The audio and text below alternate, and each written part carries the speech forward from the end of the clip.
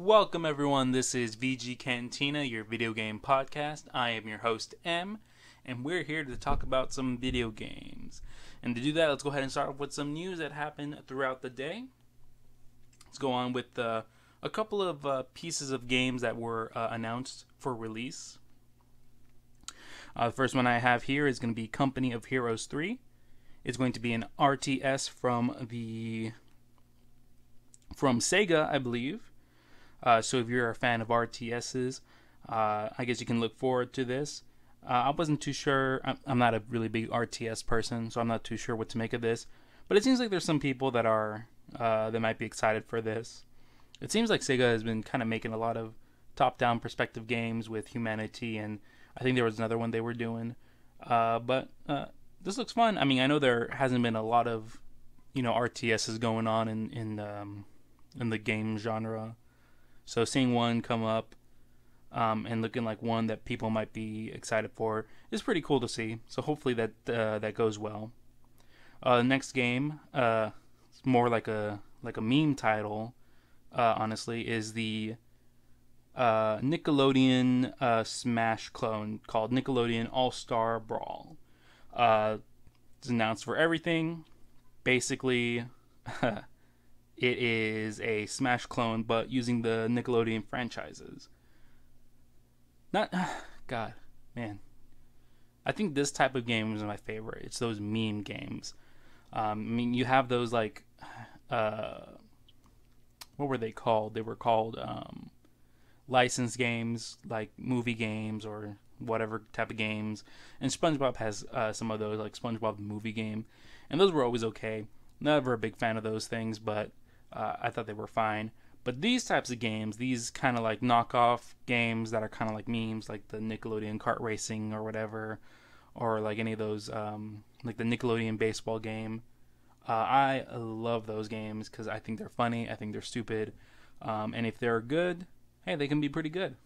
I don't know if any of y'all know this, but there is a Shrek like fighting game. It's kind of like a party mini game kind of thing. It's not like in the style of Super Smash Brothers. It's kind of like an arena brawler where it's kind of like the view is high up and you're controlling your character in a small arena. And it has an esports scene. Not a really big esports scene, in fact a very tiny esports scene, but a really, really dedicated esports scene with their own meta and own picks and whatnot. I saw that a little bit, and I saw how crazy it kind of looked and how passionate all the people were about it. So I wonder if this game is going to have any sort of impact like that. It'd be fun to see. Kind of some notable additions. Obviously, you have the cast of SpongeBob, so you have SpongeBob, Patrick, Sandy. You have some kind of obscure ones, or at least ones that were from a long time ago, like the Aha Monsters one. I don't know what her name is. She looks like a snake with lipstick. The Cinnamon Toast superhero guy from Ren and Stumpy. That's not a show for kids anymore. Some Hey Arnold game characters. I think they only showed Helga, which is really weird. You'd think they'd show Arnold, but sure, why not? Nigel Thornberry from what's that show? Thornberries? No, whatever that show's called. If probably not going to play this game, but if I was, I would main him because he is primo character appeal. Absolutely love anything that he's in because he's stupid and completely memey. Also some characters from modern times. Looks like some characters from the Loud House. I'm not too sure what that is, but they just look like kids. Teenage Mutant Ninja Turtles. They're almost in every fighting game. Fucking, what was it? Injustice, maybe. Also Brawlhalla. I think another fighting game, and then this. So, popular characters. Really weird, but okay. Also Invader Zim and Danny Phantom, now that I'm looking at that. So those are some cool character additions. Surprised I didn't see any sort of characters from Avatar, The Last Airbender. Those would be pretty popular. Maybe they're saving it because they said they were going to show more. So we'll see how that looks. I don't know. I mean, obviously not going to be great as Smash Brothers. But what it has over that is that it actually has rollback netcode, which if you remember from our previous podcast, we were talking about Japanese companies and why they don't implement certain things that are extremely beneficial for the game and choose to go with the inferior option, even though everyone in the world wants them to do the better option, which is better for everyone. And they don't. And fighting games in general over there don't have this. But this one, this knockoff Smash meme Nickelodeon game has rollback netcode. It is literally better than a majority of fighting games that don't have netcode already. So I'm hoping there's a big audience for this, because it'd be funny to see a year or two from now that this has just a massive esports scene. Absolutely hilarious. Let's see what else came out. I think that was really all that kind of came out in terms of like games. Actually, no, there was it's not a release, but a teaser. It is the Persona 25th anniversary that launched. They are stating they have 7 new projects. So I doubt it's 7 new games. I can only imagine some of those will be ports, because a lot of them are only on PlayStation, because they have this really weird relationship with PlayStation Atlas, where the mainline games have always, and I think only, been on PlayStation. So with the movement of Persona 4 Golden to PC, I can imagine some of these projects might be just some more Persona games moving off of the PlayStation only and going to other places. So that'd be interesting to see. It looks like there, in addition to that, there was a teaser for a new Persona, most likely Persona 6.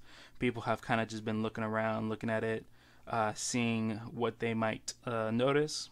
And one thing they did notice is that on the website, the little banner here with the Persona 25th anniversary, it has colors marking the 25 or the 25th. And as most people know, color is very integral part of these Persona games in terms of their identity.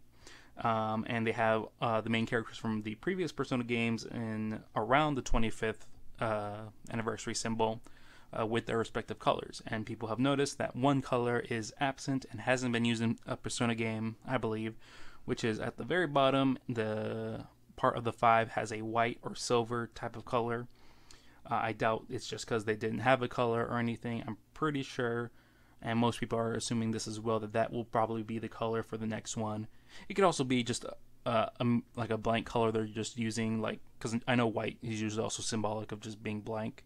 So maybe it's a completely different color, and they're just using that empty space to at least say, yeah, Persona 6 is coming out or is in the works or whatnot.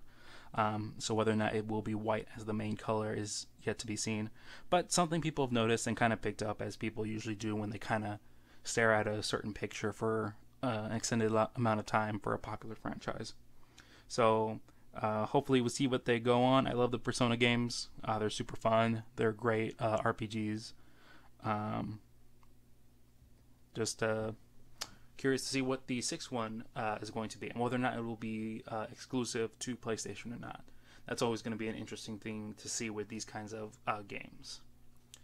And then our next bit of news, which is most likely our last bit of news, is for Tokyo Ghostwire, Ghostwire Tokyo from Tangleworks, which is the other Bethesda game that is exclusive to Sony, just kind of like Deathloop, where they have exclusivity even though they're owned by Microsoft. That game looks like it has been delayed to early 2022. Again, nothing really surprising. I also this was an obvious move, because I highly doubt they were going to release the same year as Deathloop. That would just kill any sort of revenue they would have had. And also with the delay, it just probably gives them more time to polish and clear things up with the game. Out of Deathloop and Ghostwire Tokyo, when I had initially saw them, I was more excited for Ghostwire Tokyo because it looked really cool, and a lot of the imagery was pretty on point and spooky and whatnot. Obviously, I've come up a little more on Deathloop, but I'm still really excited for Ghostwire Tokyo. Hopefully, they get all things sorted out and it comes out when they're able to bring it out and just have it for people to enjoy. And with all of that being said, it seems like that is all the news that we have for today. Nothing much here, just doing a double check. Yep, nothing much. At least nothing much that I've seen of importance to be placed on this podcast. So now we'll go ahead and go into our main topic of the show. This is the part of the podcast where I kind of just ramble on about random things or a certain topic that I've thought of about the day. You know, just thinking about certain things and wanting to talk about them and ramble it out into the void. And today's topic will be Mario Sunshine. I decided to, well, I guess I should first say, been doing pretty well with my League thing, as with previous podcasts. The only thing I played of League, I guess from a Riot game, is Legends of Runeterra. Still a fun game, still pretty cool. It kind of has some annoying gripes of like card games in general with things taking too long or just certain whatever when playing online. But I really like it. Nothing that makes me feel bad when I play it. But I only played that for just a little bit and then moved on into Mario Sunshine. I am playing that on the Super Mario All-Stars Switch game. And I just started it up because Mario Sunshine is a very favorite game of mine. Even though I never initially played it on the GameCube, I kind of played it after the fact. And I just, out of all the Mario games, that one is my favorite. Stylistically, no. I guess just the... how do I say it? It's not art or style. It's the setting, I guess, is what I would say. Because Mario 1 didn't really have a real setting. I mean, it was in Peach's Castle, but it had all these different levels. And I guess maybe its style was its own because it was the first of its kind. And then Mario Sunshine being entirely a luxury resort level. And then Galaxy obviously being space tied. And then Odyssey kind of going back to the Mario 1 roots being just completely different levels. But out of all of those, my favorite is definitely Mario Sunshine in terms of setting and atmosphere. I don't know why, but I really, really, really like the beach resort type of thing. Maybe it's just because it reminds me of vacation or whatnot, or whatever, even though I don't really like the beach.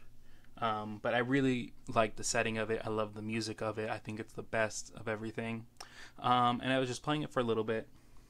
I think I got to the carnival level, which is after beating the initial level with the PD Piranha and Blanco Hills, I think is what it's called, and then the second level, which was the construction level. And I was just playing that. It's also kind of interesting. There's just some interesting things with the game that I really like that I don't see in a lot of other games. Like, I really enjoy the addition of Paint Mario, which is Bowser Jr. I really like the addition of the Flood. Even though a lot of people seem to really hate the Flood, I just really like it because it's an added extra layer to Mario movements. Which is funny because when I hear a lot of people talk about it, they hate the addition of the Flood because they hate like it being so clunky, which is really weird to me because, you know, you have Mario's moveset, like everything, nothing's been taken away. Nothing's been forcibly added to the Flood. It's just the Flood has been added as an extra layer. And while there are certain parts of the game where you have to use the Flood to kind of get, you know, higher or move a little faster or whatnot, it's not like you're taking away Mario's moveset. And if anything, you're adding a slight layer of complexity with things you can do.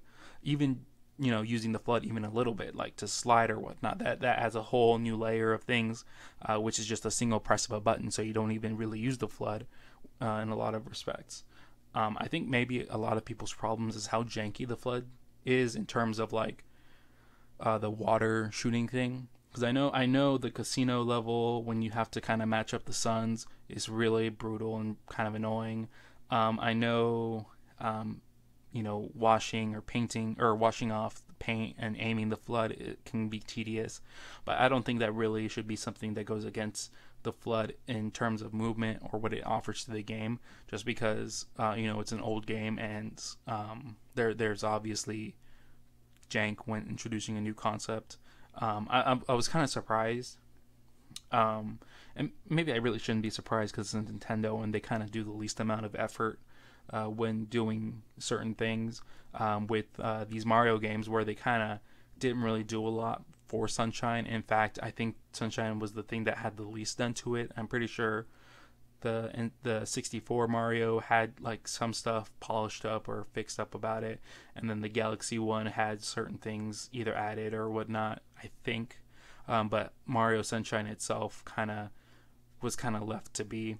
I think even initially the controls were kind of broken because they didn't properly adjust certain things, and they didn't do that until after the fact with a patch or something. I think it had something to do with the the GameCube controller thing, and they kind of just left it, which is really sad because, like I said, Sunshine is my favorite. But another thing I find really weird is that a lot of people really, those same people that kind of rag on the Flood just praise Odyssey for its, movement and just all the techniques you can do, and a lot of that has to do with Cappy.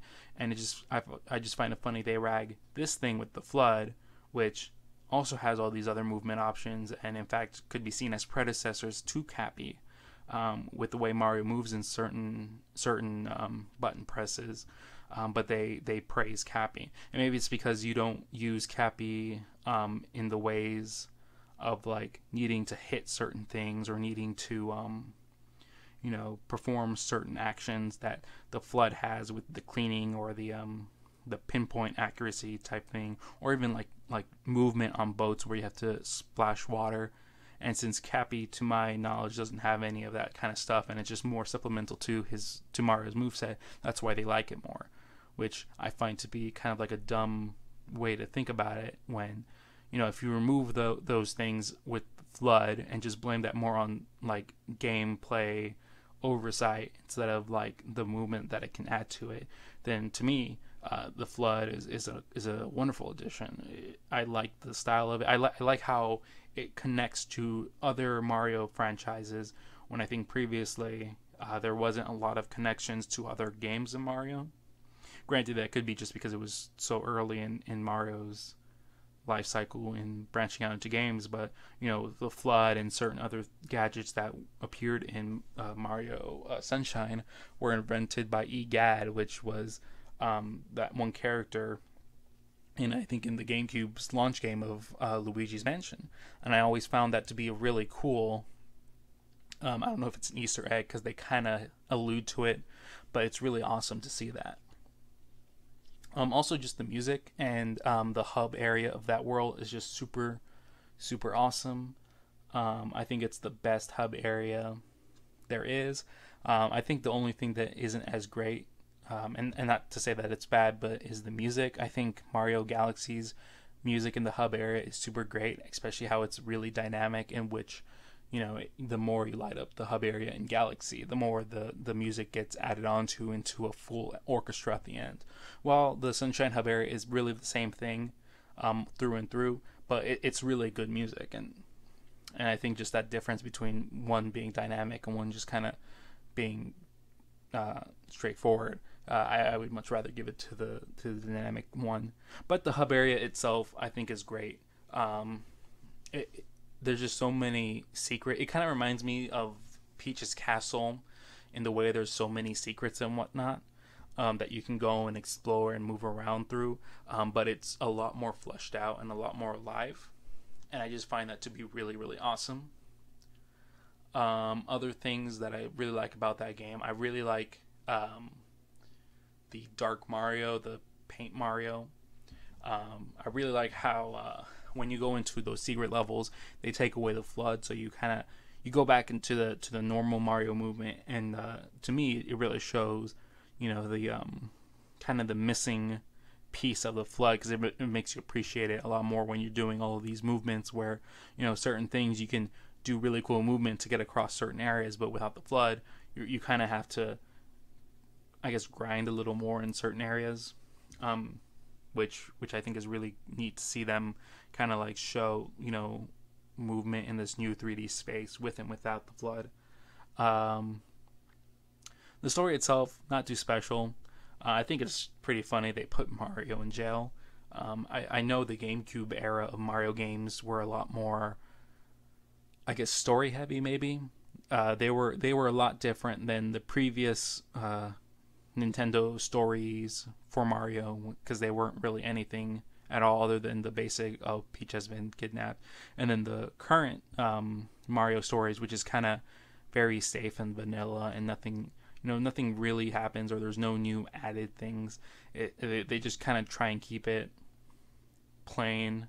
Not to say that plain is bad, but plain in terms of like, yeah, it's Mario. These characters are for Mario. And I remember hearing during the Origami King that was kind of an issue where, it wasn't the Thousand-Year Door where they had all these brand new characters and this really great story. But this one the origami kind of felt flat. There was no really new characters other than the origami, prince and princess or whatever. Everything else was just a regular Mario character. They just have a name. I mean, doesn't look different, doesn't really have a very specific, look to them. It's a Bomb or it's a Koopa or it's a Toad that's, either red, blue, or yellow or whatever. They just have a name slapped onto them, and they're considered different. While in the Thousand-Year Door, you have all these different characters that are super unique and just super appealing. And then with Sunshine, you have these new race of people that were added. You have Paint Mario as well, and all that kind of stuff. And you have some new enemies as well, which is really cool. And just a better story overall, I think. And I just think a lot of those Marios in the GameCube era were just a lot better.